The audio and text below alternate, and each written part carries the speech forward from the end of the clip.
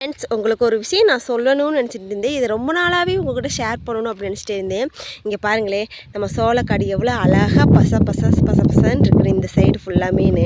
அதுக்கு ஆப்போசிட்டு இங்கே பாருங்கள், எவ்வளோ பெரிய காடு. ஆனால் அதில் ஒரு வெள்ளாமை கூட வைக்கலைங்கிறதா என்னோடய ஆதங்கங்கள். பார்த்திங்களா எப்படி இருக்குன்னு, காஞ்சு போய் வரன்னு. இங்கிட்டுமே முதல்ல எல்லாமே வெள்ளாமை வச்சுட்டு தான் இருந்தாங்க. இந்த காடு ஃபுல்லாமேனு பசன்னு தாங்க இருந்துச்சு. இதுக்கு காரணம் என்னன்னா, நம்ம தலைமுறைகளாக இருந்தாங்க பார்த்திங்களா, தாத்தா பாட்டி, அவங்களாம் வெள்ளாமை வச்சுக்கிட்டு தான் இருந்தாங்க. அடுத்தடுத்த தலைமுறைகள் வர்றப்போ படித்து வெளியூர் வெளிநாடு அந்த மாதிரி போயிட்டாங்க. அதனால் அவங்க இந்த காட்டை மெயின்டைன் பண்ணவே முடியல. இங்கிட்டு இருக்குது பார்த்திங்களா, அந்த தென்னை மரம்லாம் பாருங்கள். அந்த தென்னை மரத்துக்கு மட்டும் அப்பப்போ தண்ணி பாய்ச்சிட்டு புதுசாக இடம் வாங்கி வீடு கட்டின இடத்துக்கு போயிடுவாங்க. இங்கே பாருங்கள், அந்த காடு ஃபுல்லாமே இருந்தாங்க. அங்கே பாருங்கள், அங்கே ஒரு குட்டி வீடு தெரியுதுங்களா, அது வரைக்குமே இருக்குங்க. இது நிறைய காடுங்க. அந்த அவ்வளோ ஒட்டி சூப்பராக இருக்குங்க.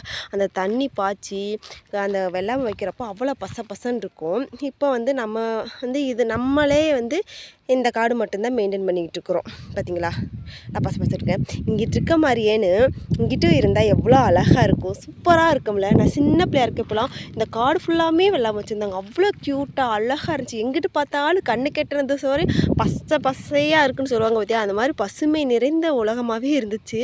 ஆனால் இப்போ அது இல்லைங்கிறது எனக்கு ரொம்பவே வருத்தமாக இருக்குது. இப்போ நாங்களுமே மேக்ஸிமம் எங்கள் அப்பா அம்மா இருக்கிறதாடியே வெள்ளாமை பார்க்குறோம். அதுக்கப்புறம் நாங்களும் பார்ப்போமா என்னங்கிறது டவுட்டாக தான் இருக்கும்.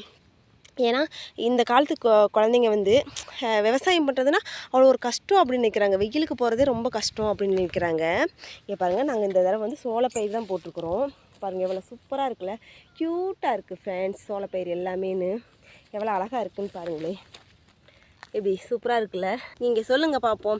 நமக்கு விவசாயம் பண்ணுறவங்க விவசாயம் பண்ணிக்கிட்டே தான் இருக்கிறோம், முன்னேற்றம் தான் இருக்க மாட்டேங்குது. ஆனால் அந்த விவசாயத்தை எப்போவுமே கைவிடக்கூடாதுங்கிறது என்னோட நம்பிக்கை. அது மாதிரி தான் என்னோடய தலைமுறைகள் செய்வாங்களா என்னன்னு தெரியல. எங்கள் அப்பாவோட தலைமுறை செய்கிறாங்க. அடுத்து நாங்கள் செஞ்சதுக்கு 100க்கு 50% வாய்ப்புகள் இருக்குது.